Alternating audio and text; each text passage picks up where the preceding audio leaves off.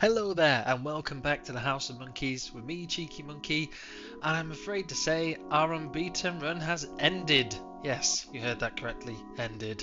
I won't tell you which game it ended in, but we had a good run of form. 22 games unbeaten.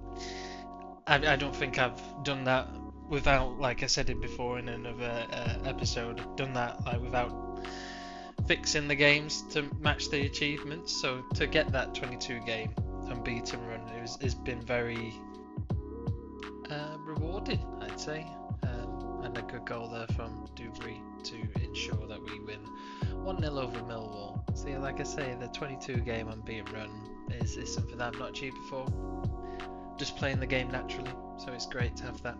And as you can see, it was quite evenly contested, so the 1-0 win was probably a respectable scoreline.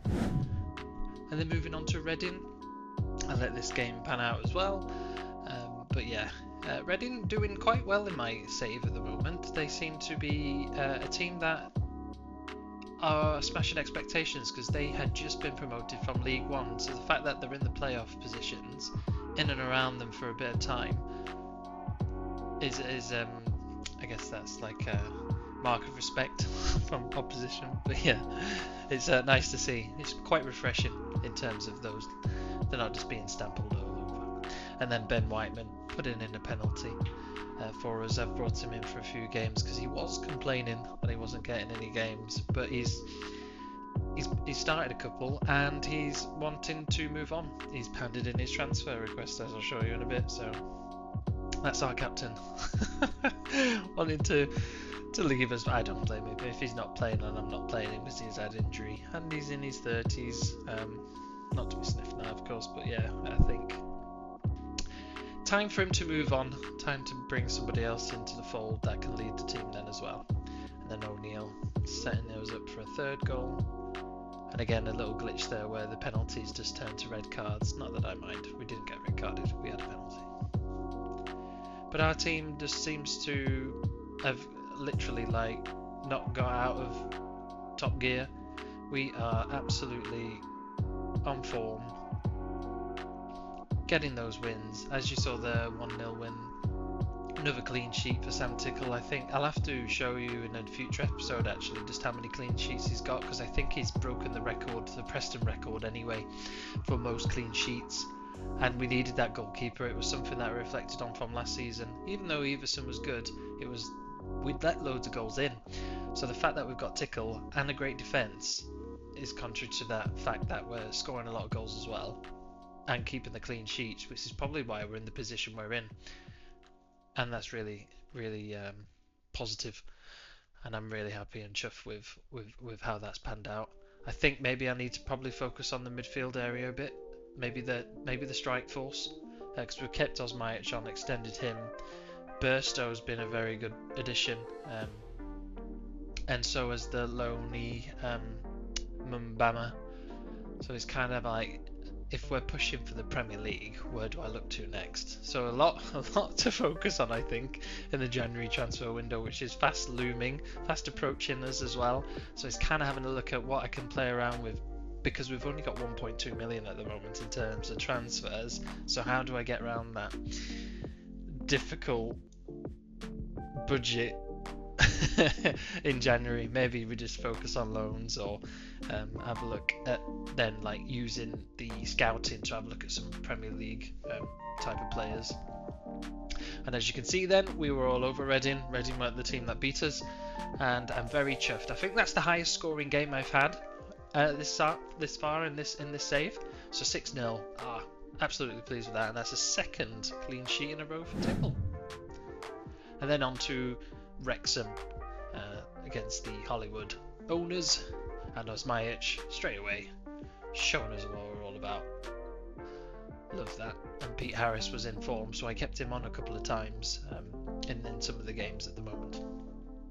I like to do that. Like I said in a previous episode, I like to keep people that are in form, showing me how they're doing, why they want to be in the team, why they want to be starting, and why not reward that with keeping them and consistently playing them if they're consistently performing. And Wrexham, another team that are in the playoffs or were early on, and I think they're hovering around top side of the table. So again, it's another game where it's a must-win to build that cushion, to keep that momentum. Because these teams are absolutely smashing expectations. Like I said at the beginning, I think Wolves, Sunderland and Bournemouth were the teams that were predicted to just go straight back up after being relegated, but the table's literally turned on its head. We're surprising people, other teams are surprising people like Cardiff and Reading that have just been promoted. And then it looks like some teams that have established themselves in the Championship could be getting relegated. I know it's only coming up to January, but it'll be interesting to see who does go down in terms of Premier League and the Championship, to see if we can poach some players, because that's what I like to do. And this game looking comfortable now at 2-0, playing that awesome short passing, not tweak the tactic at all. I am super happy with how basic the tactic is. Is that a broken system, do you think, if it's just a basic tactic? I don't know. I do play opposite to what Preston play in real life with the wing back formation. I quite like the 4 at the back. I'm a stickler for not wanting to play too defensively. And again, a 3-0 win, dominant stats, and Wrexham were the team to beat us. But yeah, going back to the formations, I like to play 4 at the back and then try and put in a nice midfield trio, and then obviously I think I used that sort of tactic back on Football Manager 2019 when we had the likes of Barkeys and some fast wingers, and I feel fast wingers that can get to the byline and feed the lone striker works really well. I'm really happy with the formation, so unless we start losing games, or like I say, maybe have a look at the mentality when we go to the Premier League, because we've been also like dominating in terms of shots, etc. when we've had friendlies against Premier League opposition, or in fact in like some of the cup matches that we've had. So yeah, we'll have to have a look at how the first, if we get promoted of course, how they look. And then we played Sheffield United again. They weren't a team to beat us, but we beat them 2-0 yet again. I think we just recently played them and we beat them 2-0. So Sheffield United not getting the one up on us. We beat them twice. It's 3 times this season actually, because we had them in the Carabao Cup as well. And then it was the big Carabao Cup round, 5th round against Everton. And this was a game that I thought we could win. Going in thinking, yeah, we can win this, because we beat Brighton. And then a bit of I think a deflection off Alcaraz, I don't know if he meant that, and then he puts them 1-0 up on the 24th minute. But yeah, I was absolutely like, even now I thought we can still win this, we can win this. And unfortunately we didn't. But I will take a 1-0 loss against Everton, because they are a strong side, and the fact that we only lost 1-0 is compliment in itself. I think, yeah, we was just questioning before on what we'll be like in the Premier League. There's your answer, I think. Very close. And then we'll play Bristol City next in the Championship. There's a good header there by McCory. And Bristol City are fellow brethren who like to finish 12th in the table like we do. Yeah, Bristol City on the promotion push and in the playoff places in the table as well. So it's quite an important game for us, I think. And the fact that we just lost to Everton is on our mind as well. We want to make sure we bounce back with a win. At this point, I should say that Gibson was injured. I think he got injured in one of the other matches. So Gibson's quite important for us, and because we're building up to January, Rangers thought it would be funny to say, oh, we're interested in Sam Tickle. So I think blaming this on the Everton loss, of course, I think all of that factored in meant we lost against Everton, because Sam Tickle's been distracted, getting flirted by Rangers, and he's obviously then in 2 minds, isn't he, if he wants to stay or if he wants to go. If he does go, I want an arm and a leg for him. I am not taking anything less than like 10 million, because he's been superb for us. I say that, and he's fumbled in another goal there. It's not like Sam Tickle that we know. He's been consistent, and yeah, 2-0 down. Can we come back? As I was saying, yeah, if anyone wants to sell, or if I'm thinking of selling my players now, I think I want some big money, like if I can. I did say I'm not loyal to anybody sort of thing, because we can always find replacements, and because we're such a low financed team side, that big money sales, and Mbama getting a goal back, those big money sales are key for us, I think. Even though we're not promoted yet, I do think that if we can get big money sales in, let's do it. Why not, isn't it? Because we need to build that fund, and I can always look to like what I like to do is like look at the young talent that you can develop and sell on big then. So yeah, not looking good for us here at the moment. 2-1 loss and another fumble by Tickle puts Bristol City 3-1 up, and at this point all hope has gone. Our winning streak has ended. It was Bristol City that put the knife and the sword through our hearts. If it was to lose to anybody, I'm glad it's them. So they fumbled us, and that's our first defeat in 22 games. Absolutely phenomenal run, but you can't keep winning them all. So Bristol City bringing us back to reality, and then into a game against Charlton. And I didn't want to build, like, I didn't want to think we've lost 2 on the bounce now.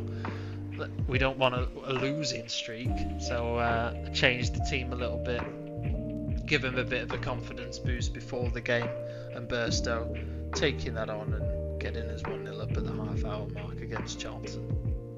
And it's one thing I do like about this team is their resilience. I know like Everton was a loss, Bristol City was a good upset, a bit of a loss that I didn't think of, and then I thought it might happen again when Charlton equalised. I was like, this is going the wrong way for us. But then we were awarded a penalty, and here he is, our top penalty scorer, Bafus, and he smashes it in to get us back into that lead. Our Graham Alexander has got us back in front. I don't think he's missed a penalty for us yet. He's actually got a good stat on his penalty taking. Never noticed that when I bought him, so absolutely chuffed that it ended 2-1 for us. Minor injury to Kozia Dewberry, not what we need when we've got a few injuries, but a win. Back into winning ways, which is what we want. I think then our last game of December is against Luton, another team that was just promoted. I think we've already played them once, and we might have got quite a few goals against them. And again here, it was no struggle for our side, as he's putting us up in the first 9 minutes. Again, he's been very good. He says he wants to play a bit more. It's been tough when you've had O'Neill and Kozia Dewberry playing so well. But I think his talent at the moment is just championship level, so I'll probably give him the games he wants, but might be one of those that I have to sell on as well in the summer, perhaps get some money, because I don't think he'll be cutting it for the Premier League, unfortunately. It's going to be interesting to see where we finish and what happens in that sense as well. And then Tickle back into good ways, making a nice defensive punch.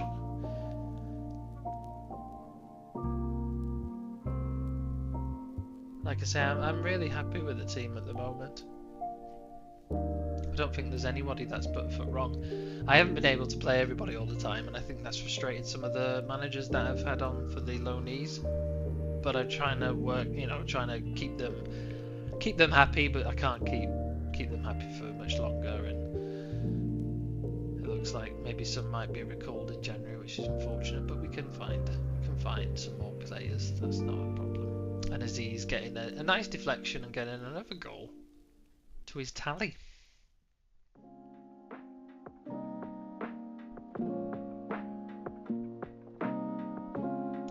I don't think, I remember recalling on another previous episode that we play from the back, and I was going to switch that off because I think we'd conceded some silly goals the last season like that, but I've not had anything this season, thank God, fingers crossed, touch wood.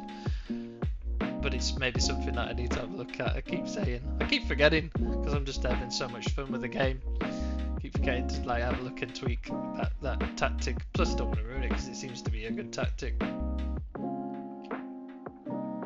Nice link-up play, and then McCann and Burstow getting on the end of that.